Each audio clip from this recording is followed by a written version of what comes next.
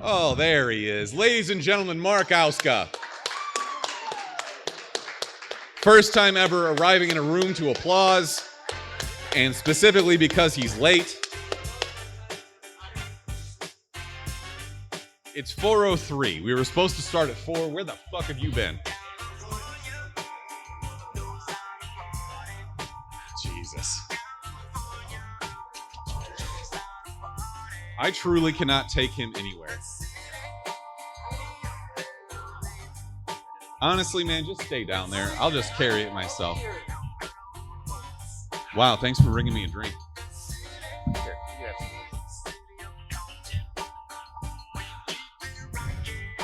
This is a new intro? Our new intro song? Hey, okay, microphone works. Yes. There you go, buddy. I do have a podcast voice. Yes. I love drinking my whiskey. I think we're live, so let's just do this. Welcome, everyone, and thank you so much for being here for our 300th episode. It's been what? 6 years? You say 10, but for me, maybe 6. For you, it's been about 6. For me, it's been 10. So I started this in my kitchen with Kyle right there. Our kitchen, not your kitchen, you son of a bitch. But yeah, we really just kicked this off with the dumb idea that we were going to talk about movies and stuff that we liked. And it was right around the time the first Guardians of the Galaxy movie came out.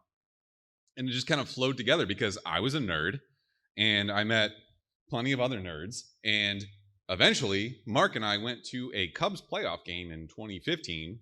Yep, technically. Mm-hmm. And I was like, hey, man, my hosts are flaking out on me. You want to do some nerdy shit? And I was a wannabe nerd. I wasn't into all the, Still the are. Dark Knight. Still a wannabe nerd, but I've gradually gotten into too many. And now nerdy you are flagrantly more nerdy than I am. And I'm it's a bad thing. Almost offended by it. What kind of competition is this for you? Like, what is the thing where you lapped me in terms of nerdiness? It is just progressing nonstop after, the D&D and the comic books, and now that the creator of Yu-Gi-Oh died, so I'm pulling back all my Yu-Gi-Oh cards and just getting back into that, spiking my hair with unreal amounts of gel, and my mom's yelling at me. What hair? Telling me to come down for dinner. Yeah, that's very true. I'm so sorry. You know, we're gonna start it like this. My actual intention was to tell you, Mark, one of my longest friends, that I love you for doing this show with me. But you're receding so bad. Yes. To the point. Hey, my hair is staying longer than my dad or my grandpa, so I'm doing an all right job, all right? I think you're beautiful the way that you are. Thank you, sir. You and Joey Chestnut. Can you tell me about Joey Chestnut and what you saw earlier this Speaking weekend? of iconic bald dudes, Joey Chestnut, right? He's bald. I don't know. We have The Rock, Jason Statham. I could not pick him out of a crowd of 100 people. Well, Joey Chestnut. If you don't know, Joey Chestnut is the competitive eater. The competitive eater. He is the guy who kicks everyone's ass every year at the 4th of July hot dog eating contest. I think he slowed down this year and only ate 65. Because he got a guy in the headlock. He was like, no, you're not taking mine. He didn't stop, though. So if you didn't watch the Nathan's hot dog eating contest on the 4th of July, it's on Coney Island, and it's the same people you see every year. There's a big fat guy and then a skinny guy who kicks all their asses. But somebody came up in the middle of a hot dog eating contest, and they were protesting God knows what, because there's so much to protest nowadays. But Joey Chestnut, as he's gunning hot dogs, puts him in a headlock and just keeps gunning hot dogs. And I swear to God, it was the most impressive thing I've ever seen. I think they were protesting the act of just swallowing the hot dog whole. Like, it's gotten to the point where... Anti-deep throat. Yeah, you can't watch it and be like, oh, God, that's not awkward. Like, oh, geez. No, you're like, hey, Joey, here's my number. Yeah. That's a way to think about it right there. So I'm really confused about the protester, though, because what did you think was going to happen here? This really falls in nicely to the British Grand Prix, which I know you're not into Formula One. That's fine. You don't have to be. Big car guy. You don't have to be. But on the first lap of the British Grand Prix last weekend, a bunch of people ran out onto the track thinking that they were going to stop oil. And my God, they are so lucky there was a crash at the start, because they all would have been run over and it would have been a horrific scene. Just mad amounts of Gumby looking guys. Nothing doing like triple bringing the flips. mood down in a room full of people, right? Yep.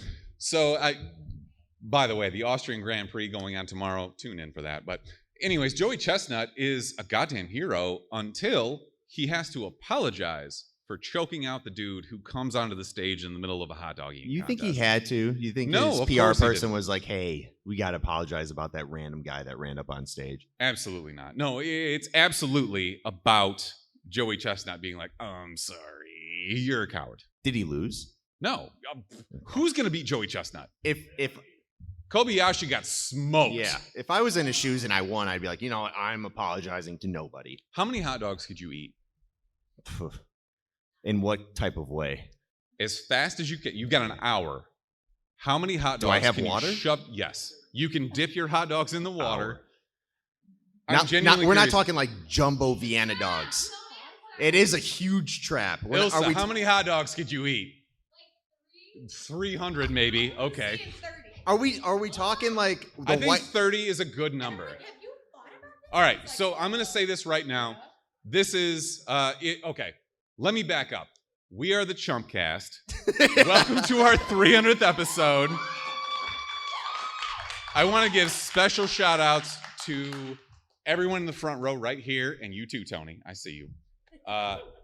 Everyone here, Day one. sitting right here, is a day one supporter, been on the show, called in, whatever it may be. And in honor of that, we're going to say that mic is open the entire fucking show. Walk up there, say whatever you want. We do not care. We will react to it. That is a promise. I'm still kind of, actually, and as I look out in the crowd, I'm still kind of fucked up because we've just been talking about murder, and now we're like, movies. Mhm. Yeah. Yeah, about that. We're also a couple deep right now, which is fine. It's 4 o'clock Yeah, we're, on a Saturday. Witnessing Yeah, the fall of it's a few- democracy and murder, but movies. Back to hot dogs, though, Yes. right? I could do 17 hot dogs, no, you I think. couldn't. Yeah, Yeah. 17. If we're not talking jumbo Vienna dogs, like we're talking like the White Sox $1 hot dog day kind of hot dogs, where With the you're just grilled like, onions, obviously. yeah, I'm 17. so I get I love the fact Low. that every male in this room has thought about it. 'Cause I guess Oh, yeah. immediately was like 30. every male in this room is like, how many wieners can I Really? take in my mouth? 17 is not. Is that a specific number? 17? Yeah, it's pretty 17 specific, is not enough. And so, Mark, I've talked to you about this in the past, and I have this really weird trigger in my brain that says, if it's beer, I can keep drinking it. If it's literally anything else, no, you're an idiot. You can't. You're gonna throw that up. Yeah, you're the typical beer guy that gets really excited when, especially when you hang out with me. Like, let's talk about the other Yeah, it's day. your fault. You Yep. you were broadcasting the UFC fight, and I come over. We haven't really hung out in person, like besides the podcast, in Not true. quite long time. Not and true. yeah, you just decided to fall asleep maybe 30 minutes after I got there. Yeah, it was pretty sad. You got a problem with that? considering I'm pretty sure I was not. better company after I passed out. Yeah, his dog was there, Okay. asleep but not snoring. My dog, whom I love more than almost anyone on the planet, watched me almost die the other day and did nothing. What happened? Did fucking nothing What about it. happened? Okay. So I don't know how many tall people are in this room, but when you're taller, yeah, I see you, Ilsa. When you're taller, sometimes when you stand up, the lights go out. You can't see shit, and for me, How many beers deep were you? I was zero. So that was the Lies. first question my wife asked me too, and I completely get it. Yes, I get that. That's me. It was zero. It was the middle. It was noon on Sunday before the 4th of July. I stand up off my couch. I had been watching baseball. I take a couple of steps towards the bathroom so I can go to the bathroom. Black. You didn't get hit in the face with like a Roman candle or something on the 4th. In my Okay. living room? No, I did Sure. not. All right. No. But I come to God knows how long later, and I'm staring up at my toilet, and I'm just like, wow, this is fun. And I've got this nice little bruise on my nose and this nice little lump on my head, and I deduced that I was out for about 10 minutes. And I walk out into my living room, and my dog is just comfortably laying in his bed. Did anyone hear you collapse? No one was home. I very much could have died right then and Mhm. there. So I walked into the bathroom. and I passed out, blacked out, and I fell and I hit my head off of the bathtub, which literally just could have been like the end right there.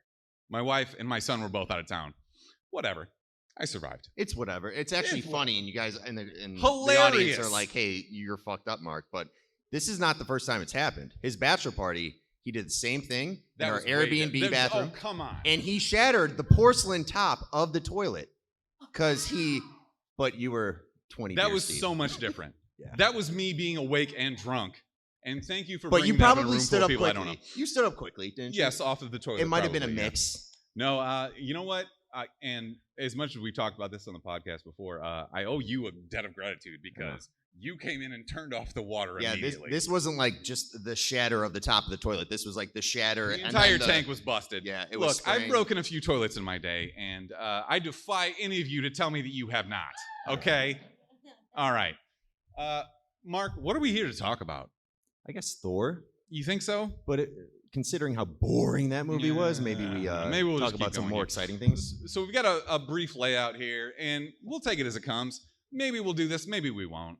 Like I said, please feel free to walk to that microphone and just say whatever the fuck you Or want. you're just gonna be like, walk out if you need to. Just get out. That of is here. also a real possibility. But we're here to talk about some movie trailers. We do some stupid news. We're going to talk about Thor: Love and Thunder. Promise, spoiler free.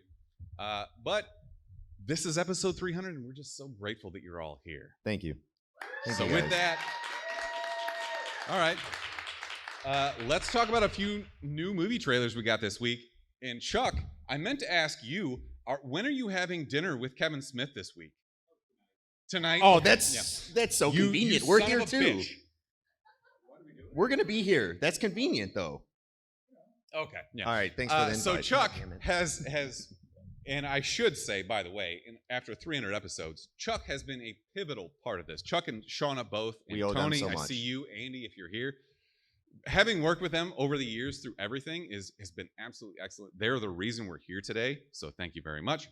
But with that said, we're here to talk about the Clerks 3 trailer. You are. And Mark, tell me what you know about Clerks. I don't know much. Tell me about it. Yeah, you're a piece of shit, aren't you? Yep. Hey, there's Okay. kids in the crowd. Oh, Mark has Ooh. never seen any movie of Whammy. all time, even though he's on a movie podcast. Can you believe that? tell what is the premise of Clerks 1? And then get They're into 2. clerks. That's literally it. And Of a they gas work in a station? gas station. Okay. There's some stoners outside. There is nothing to explain Do about they this. own the gas station? The clerks? No. They manage it. Is there? Do we know the? Okay. Look, it doesn't matter. Literally, the only reason I threw this in here is because Kevin Smith is here this weekend. He's right there. And I was like, oh, hey, Kevin. Yeah, that's my phone. My bad. Yeah, so Clerks, big deal. Let's move on. However, we can talk about Amsterdam, Mhm. which I know that you're into. And if you can see this screen right here, you can see the ungodly cast that is involved in this movie. Christian Bale, Margot Robbie, John David Washington, Chris Rock, blah, blah, blah. It goes on and on. So what's really enticing to me about this movie is that it's kind of an Adam McKay type joint where it's sort of truth, sort of fiction. So think Wolf of Wall Street, think The Big Short. And this is a murder that apparently takes place in like the 50s, 60s, Mhm. and nobody has any idea what's going on except they get dragged into this ungodly conspiracy theory.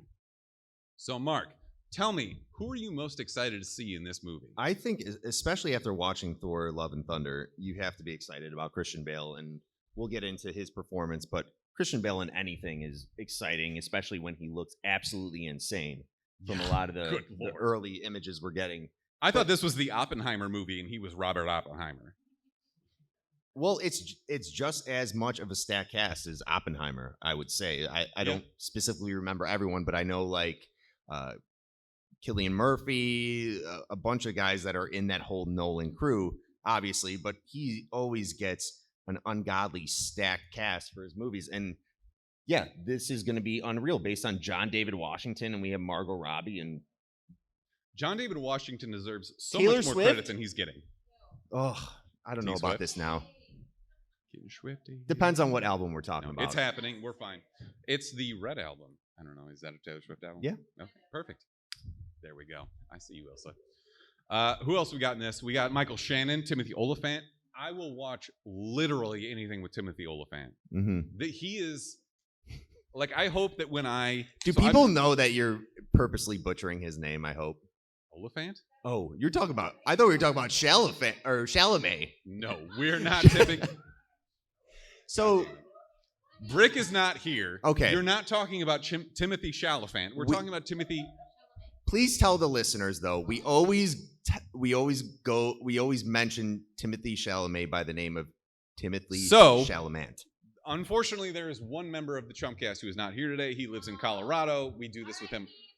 He's not dead, but thanks.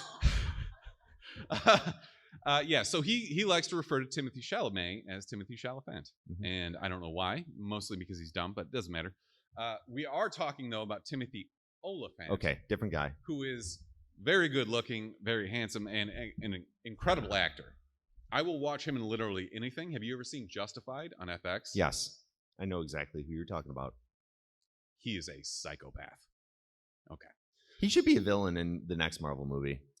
You know what? We should talk about that. There's a lot that we can't talk about with Thor: Love and Thunder that's going to enhance the Marvel universe. They're going to introduce a lot more characters, but unfortunately, we can't spoil that for you. If they're not going to make a movie that sticks, you might as well just keep going with the good villain route. You know, we had this movie. Do you just want to do this now? Like, what are they going to do now? Because they're not going to do the Avengers again. They're going to do the Young Avengers because they've got Miss Marvel now and all these other young Avengers. I don't think they know what they're going to do now. They're just throwing shit at the wall and seeing what sticks. I really wish I still had a everything's like an anthology at this point, and they're like, oh, did people like the Eternals? Kind of, maybe. We might not bring them into. No, they didn't. And we might not merge any sort of thing with them. They're just figuring it out. No one liked the Eternals. If you like the Eternals, raise your hand. No, you did. I feel like you guys weren't listening. That's okay. All right, Mark. We are at Fan Expo Chicago, and obviously so are the stars of Paper Girls. And I don't have much to say about this. I had never read this comic book, unfortunately, but I am very excited to watch this show. I know that you have read the comic book, and I believe you introduced your wife to it as well. She did not read it, but she has it in her bedside drawer thing. Way to whatever go, we call it. What do we call that? A nightstand. There we go. I need you to tell me how you think this is going to translate to Amazon Prime TV. I think there's two routes we can go. We can either go the Sweet Tooth route, which is not Amazon Prime. I understand that. That's Netflix. But you had... Not that good. It was not that good. But not that good. We had...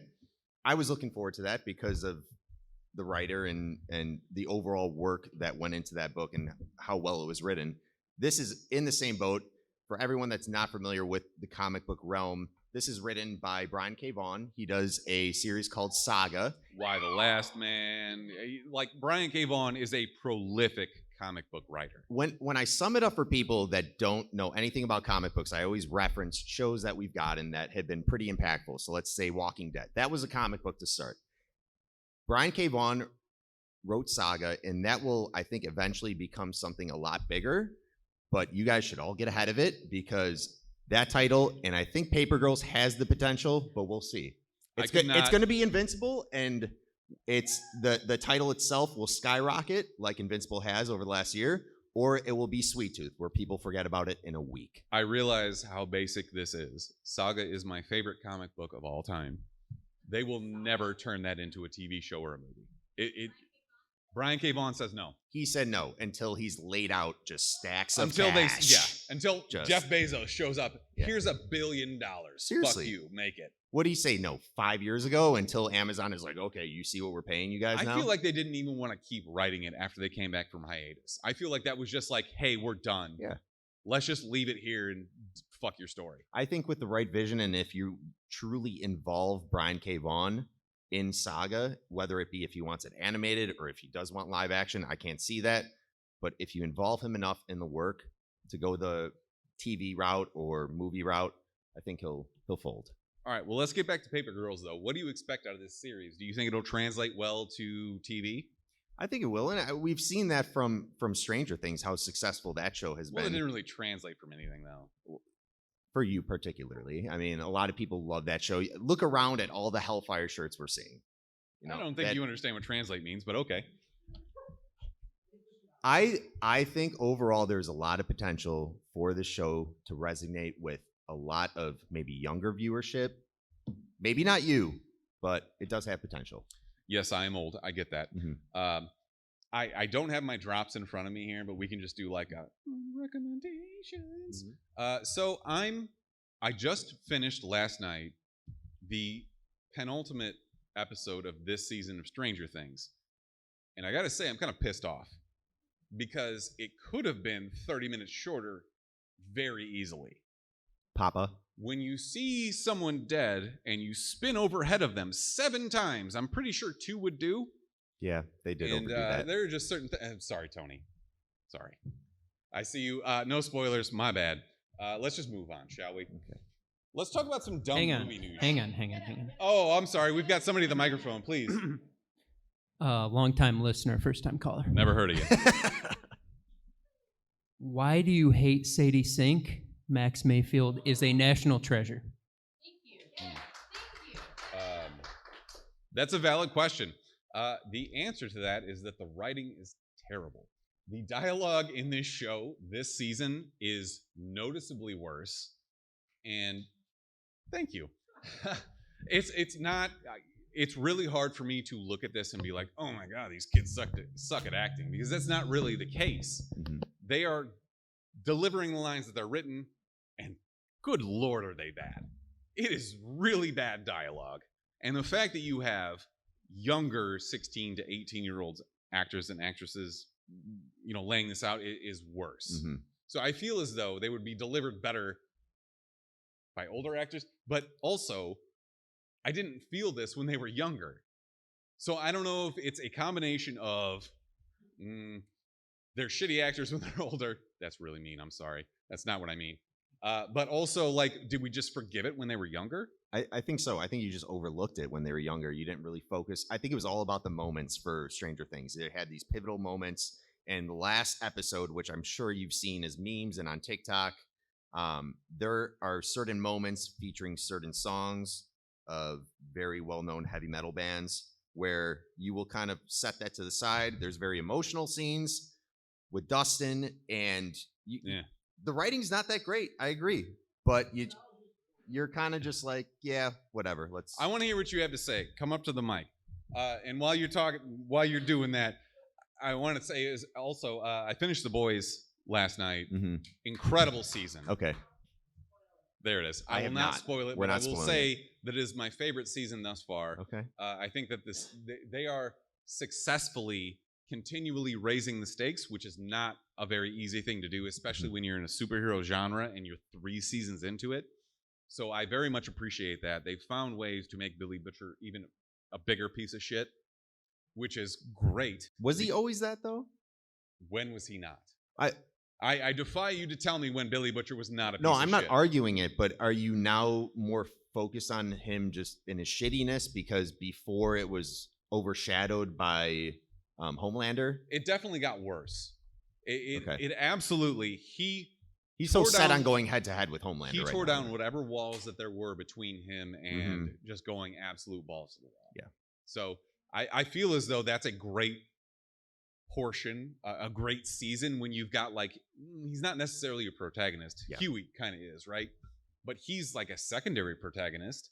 Mhm. He's definitely advancing the story, and when he goes nuts and like balls to the wall, it's great to see. I'm 2 episodes in, so What have I you got a been little while to watching? go. I've been watching a series called Dope Sick on Hulu, which is super depressing. Don't want to get into it that much, but okay. I've had one friend specifically growing up who passed away because of Oxy and then getting into cheaper drugs. Way to bring the mood down. Yeah, but that is essentially what the show is about. It's about the Oxy epidemic, if that's the right word to call it. But it gives you there's a lot of drama in it, but at the same time, there's facts, and it's interesting to see kind of how that whole case was handled with Purdue Pharma. I would recommend it, and Michael Keaton's in it, so check that out on Hulu. Getting sued into oblivion is Purdue Pharma. Mhm. By the way, I just noticed over your right shoulder is Batman and his nipples. Oh, great! So we were going to talk Perfect. about a few dumb movie news bits, because apparently up for auction this week at a starting bid of $40,000 is the Bat nipple suit. And God help me. I don't know. I'm sorry. If you can't see what I'm looking at here, let me just fix it for you. There we go. That's what we're looking at right there. Is the You see where almost the cut them arrows off. are? I'm surprised you. Hang on, I can went, flash this. You almost cropped them. You're very close. Yeah, I had to keep them in the. Don't get me wrong. I had to keep them in the picture. But so, Mark, how much would you pay for the suit? As much as I have. Which is $20. Wow. Wow. Why am I doing a show with you if all you have is $20 to your name? I would pay a lot of money for it. I really to be thought that honest. this. Okay. Not even joking. Seriously though, if there was a suit from a superhero that you had seen, what would you want? Put me on the spot like that. Yes, I'm thinking about this because honestly, some of the suits in The Boys are. Mm-hmm. I mean, as much as they are skin tight. Like I've heard Chase the Deep, blanking his last name, talking about how miserable it is being in that, but he looks pretty fucking good. I think I would want.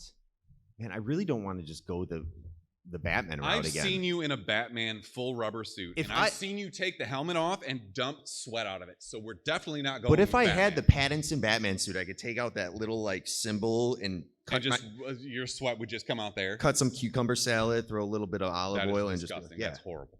There's a lot of different options you have with that symbol. You disgust me. Mm-hmm. Okay, let's move on. Can I ask a question? Yes, please, Darian. Darian.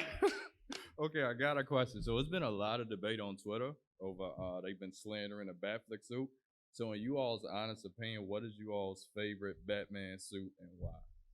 It could be live The action, Batfleck animated. suit. Oh. Ben Affleck? Okay. I kind of agree with that. I mean, it's comic book accurate, but at the same time, we all know he didn't get that big, and they just stuffed the shit out of that suit to make him look gigantic, which is okay. I truly think that I will always be Keaton, just because, like, I would prefer you not be able to turn your head. Mm-hmm. Like, I want you to have to turn your full shoulders to whatever you're looking at that moment in time. Bale did it in Batman Begins. Yeah. And I do love that to this day where they address that, where he was like, Alfred, I can't turn my neck. We need to figure this shit out right meow. All right, Mark. Let's talk about James Cameron and what a douchebag he is. Mm-hmm. So this is Perfect. a direct quote from James Cameron. Usually when you go to a movie, your consciousness floats above the film. Oh my God, I thought that was going to say above the head. 3D sucks you in and makes it a visceral experience. So let me enhance this picture for you. This man is a douchebag. And I need everyone to know that and realize it. You loved Avatar, though. I fucking hated Big that movie. Avatar guy, people. The movie is one of the most forgettable things I've ever seen. James Cameron can't shut up about anything. For all you social media people, Smithers and I, if you've ever seen the Minions thing that is going on where they dress up in suits and go to the theater, because it's been Yes, so the freaking Minions. long Yes. since they had the next Minions movie, we're doing that for Avatar. And to get you to dress up in a suit, No, we need to dress up in blue suits. we'll get some like glow sticks or something, floatable mushroom cloud things above us, and you will have a butt plug with a tail out of it. Yeah. perfect. Okay. I'll do it. Yeah. All right. I'm so excited for this. So James Cameron is that guy who is constantly ragging on everybody else's movie while plugging his own, and it's the exact same thing. And they never come out. It's so infuriating to me that we just keep like throwing money at this dude so he can go in his submarine and drop down 3,000 feet below sea level. And I'm so sick. All right, I'm going to say it right now. Toodaloo. I'm not going to see the next Avatar movies. No, stop. He needs more of our money, all right? We need to give him more money. Kyra, I hear you complaining about. I didn't know you looked like that. Now that I have an image. That guy's my dad, all right? No, That's my dad, dude. Then no, your dad is much more handsome than this old Thank you. decrepit He's not completely bald, so he can't be my keeper dad. piece all of right? shit. Anyways, let's move on, shall we? Yeah. Hey, we're sorry. seeing the movie though. Seriously, Yeah. So not even to entertain anyone. in We here. We're seeing are- that movie. at this point, just going to do a little bit, really high level. We're not going to spoil Thor, I promise you. I understand a lot of people here have not had the chance to see it yet. But that said, it's not very good. What? I will build it up a little bit more. Let's talk about it. Let's go. Please. Okay. Give a little synopsis. So we're looking at Taika Waititi's second Thor movie. Mhm. It's mediocre on Rotten Tomatoes. Okay, so like 75%, 69% from fans. Higher than that. For Sorry, an 79%. MCU for an MCU Yes. movie, it is. I was very surprised it was below 90% audience score, which it's like 83 right now. I At think. what point do we just throw out Rotten Tomatoes? Just because it's like every Marvel employee, I guarantee you, it's like if you want your bonus, Mhm. go fucking vote on Rotten Tomatoes. I think it's a good benchmark, and it does reflect the way fandom kind of reacts to certain movies. You think so? Yeah, Okay. especially for Marvel movies, especially for DC movies. I mean, you can see the difference, Especially the for huge DC movies. spectrum of like what critics have thought and versus audience. And usually we move towards the audience side for superhero movies, especially. So if you haven't heard us talk about this before, generally we consider a 30% spread between critics and fans to be like a popcorn movie, right? Because that's what it is. Like if you see Jurassic Park, you're not going there to see a plot. You're going to watch a velociraptor eat some dumbass. You're just waiting for Chris Pratt to just do this to a velociraptor. Just right there. Stop. Stay right there. My hand's Stop, in front Mr. of Dinosaur. you. You cannot proceed with my hand right in front of your face. So I don't eat that up. Yeah. All right, back to Thor though.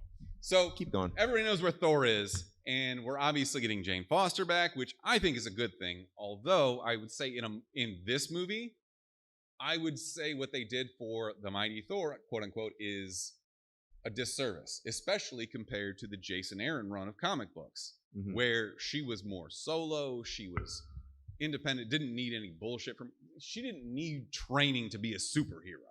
Mhm. And they watered down a lot of serious moments, and without spoiling, if you don't have any background as to her origins and how she became Mighty Thor, it's very serious, the character, Absolutely. her background. So for it to be a Taika Waititi directed and now written, he didn't supposedly write Ragnarok, which is it's like at first I was like, oh, he's writing this is going to be amazing, but are these jokes because of Taika? And Natalie Portman did a fine job, but Mighty Thor and how she was handled, they just completely watered down the seriousness of the character with nonstop jokes. That was the problem. I don't really think that's any of the actress' faults. I think that they literally tried to cram 8 pounds of shit in a 5-pound bag. Mhm. Like you read all the stories now of like Lena Headey, Cersei Lannister was supposed to be in this movie. Jeff Goldblum was supposed to make an appearance. And all of that ended up on the cutting room floor. And all of a sudden you start to wonder, like, what does the director's cut of this movie look like? And now I just sound like a Snyder fanboy, and I'm going to go jump into traffic. Where's the Taika cut? I want to think that this wasn't Taika's fault, but it's hard to say like he goes for cheap laughs, but he does. Like a lot of his shows, which I love, but he is always just looking for that laugh. And I don't think that's a great formula for Marvel movies per se. I get the audience from phase 1 and phase 2. The best thing about Marvel movies was, and coming from a DC guy, it's like, I didn't have kids at the time, but those movies you could bring your family to. And now it's like, I feel like they're in this space where they're like, what do we want to be? And at first this movie seemed like, oh yeah, I saw all these 14-year-old kids. This would be a great movie to bring my son to. And then they started progressing to these jokes where I'm like, they're not even funny and they're just inappropriate, just trying to get some cheap laughs out of us. So They tried really hard to make Russell Crowe funny, and I think he just really did a horrible. I feel as though, and if you haven't seen it, I'm sorry, this isn't really a spoiler, but I feel as though that's what he thinks Greek people sound like, Mhm. which is another problem entirely. But yeah, Russell Crowe, not great in this movie. it was interesting to see that he could actually, he was able to get into some other type of role, and I don't know. He was His- perfect his for whole, fat, washed up Zeus. yeah, I guess. Fighting around the world. I guess. That was interesting to see overall. Keep going into the plot though. Yeah, I mean, I feel like that's all we really need to do, other than Christian Bale is obviously incredible because he's Christian Bale. But it's And- not obvious because a lot of people were upset about the character design, especially comic book nerds. Well, that's bullshit. I will say though, you will overlook it. Christian Bale steals the show. The one problem for me with a lot of Marvel movies was like, is this villain truly a threat? Where are the stakes type thing? But Christian Bale killed it. He as did. Gore the God Butcher. He was an actual threat. He also did the anime character thing where he just like drags a sword, Just which dust- I was kind of happy with. I'm dust like, all from right, the you're just planet's leaning into surface. it, Just, all right. Yeah. But yeah, I look. Christian Bale is incredible in everything that he does.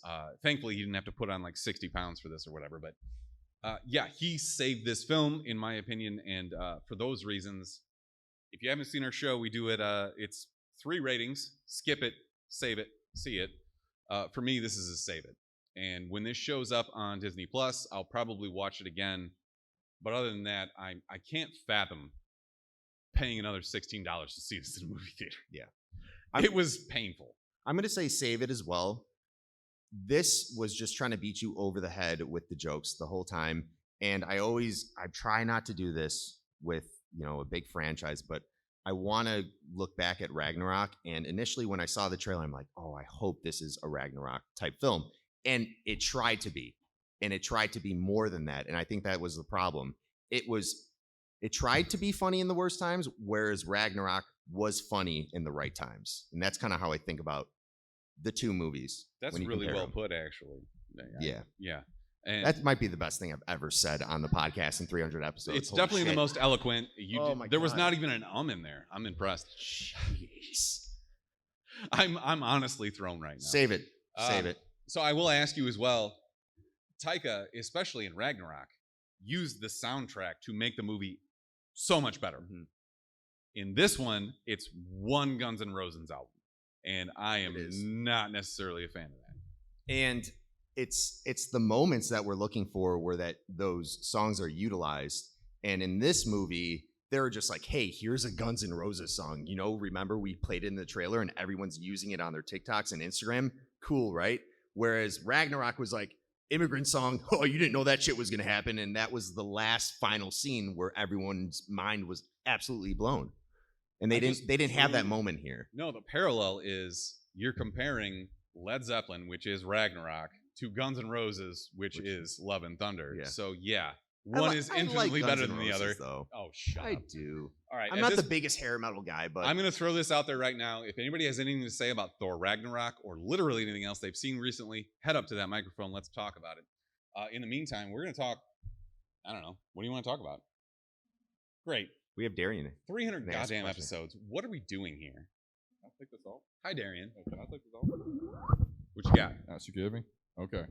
So I got a question because it's a debate on Twitter. So with you all being fans of film and comic, so it's an argument that for some people, like they don't want a page to film, like they don't want an exact carbon copy. But I mean, and they basically say instead of that, like you should adapt it. So as far as you all, do you want the comic brought to life, or do you want to like adapt it and a little bit modernized? Yeah, the strict answer to that is neither, because neither is the right answer, and that's exactly how you make people happy, is you give them neither of anything, because people will cry regardless if it's too close to the comics. Oh, I've seen this story before, or oh, it's not the same in the comics. It's the dumbest shit of all time. So truthfully, I do not care what they end up doing. I really just want them to tell their own story and for that to be good. And I don't want to tie it back to any comic, but if you leave breadcrumbs, that's awesome. Like if you can show me something that's an Easter egg, that's what I want. What do you think? Yeah, I think the majority of the time when a show or a movie sticks to, if they're pulling from a comic or a book, they stick to the source material, people generally like it. And then when they stray away, Game of Thrones, they think, oh, this is now shit. And that season was garbage. House of the Dragon. So I think if you're gonna pull from source material, if you're gonna pull from a comic book and a book, you need to wrap it up, or you need to involve. Are we talking Dune soon? But you need to involve the writer or somebody that was involved within the works of that creation. Hi, Kimmy. Hey, Kyle. So I have 2 questions. One, talking about Christian Bale, a lot of us haven't seen Thor: Love and Thunder, myself included. I still have high hopes because I love Taika Waititi, as we all do, and Christian Bale is one of my favorite people Hell yeah. as an actor. What's your favorite Christian Bale movie? I know I you're mean, already going to say Batman. Yeah, but, I mean, he's Dark obviously Knight. gonna say Okay. Batman. But, like, there's other ones. If I had to go non-Batman movie, Yeah, there you go. honestly, he was Vice is not a very popular movie, but he was incredible in it. And he didn't have to do the thing where he put on a bunch of weight, but he was just like, this guy's a piece of shit. I'm going to pretend to be him. And Method. the movie is incredible if you haven't seen it. It's on Netflix now, I believe. But that's a really well done movie where he played the exact part that is difficult to play. And I feel like that's where he did his best work. Christian Bale in The Dark Knight was my second favorite movie he did. Let's See Paul Allen's Card was my favorite movie. American Psycho. Yeah, that's. I think that was his It's best a good performance. Ford vs. Ferrari was also up there. That was really good. It's not my favorite. Even The Fighter was really good with Wahlberg. No, it wasn't. Yeah, That was a I terrible like that movie. too. That was a That was terrible enjoyable. boxing movie. Smithers, you hate everything though. I'm sorry? You hate everything. though, I Smithers. don't. I love beer. You love nothing. I love Okay, lamb. second question. I'll change the topic. What did you guys think of Obi-Wan? Loved it. In comparison to what we had with Boba Fett. We'll fight later. Ouch. I have a real problem with somebody doing a story of characters who obviously you know that there is nothing bad that can happen to them. That said, I thoroughly enjoyed Obi-Wan for what it was and saw that it was a little bit of background on a story that we already knew, but it was a different perspective of that. So I hope that answers your question.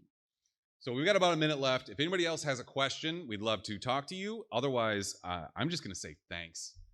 It's weird. Don't cry, man. It's weird to be up here. No, don't cry. So I started this dumbass podcast in my kitchen 10 years ago, and Kyle was there, my old roommate. And we haven't and gotten any better. We're still talking We really about the have not. same I have shit. I've learned absolutely nothing. I'm just as dumb as I was before. And it's just as bad as it was in episode 1 as it is in episode 300. It So, sounded like it was recorded inside a porta potty. yes, The it first was. couple episodes, it was great. How did you know? Yeah. How'd you know? I was in that porta potty. That's where it goes. All right. Well, listen, I want to thank you all very much for being here. Darian, get up here. Darian is a day one supporter, by the way. Darian is the epitome of that fan where you start your social media of the thing you love doing and you don't care what people think about it, but you also want people to start like noticing it. And You want Darian somebody to pay attention. came out of the woodworks and was like, guys, let's talk about this I episode. see you. And we're like, oh my God, we have more than 2 listeners. Let's go. And he's been sticking around ever since. So I'm gonna make this brief. I don't want to give a damn 45-minute speech. Speak up. But I just, I just want to thank y'all, man. Cause when I first met you all, it's crazy. Like, as weird as it may sound, y'all was like a very pivotal part of my development, bro. Like when I first met Love y'all, I that. think I was 20 or 19, and I like just dropped out of college, and I was working at a damn movie theater, and I just didn't really know what was going on, bro. And it's like fast forward, now, I turned 25-ish, and it's just been nice seeing like both of our growth, like, for my life and career, and even to y'all. I mean, and also, I'm really You're going to grateful. make me cry. And yeah, I'm- now we're and I'm crying, also, dude. God. And I'm also really grateful for Chuck because I remember when y'all was strictly on Instagram and I saw y'all at the convention. It was like y'all are really, C2E2. yeah, and it was like y'all are really just blowing up. So to see that, I mean, even a production, or even seeing the posters in the comics, like y'all been doing y'all thing. But the good thing is, along the way, like y'all have been sticking to your vision, and it's like y'all deserve all the success. Thank you, my guy. Darian, we love you, man.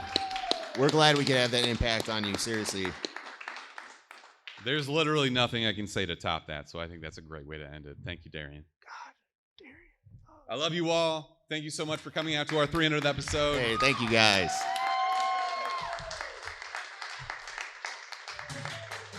Damn, Darren, why you gotta do me like that, man?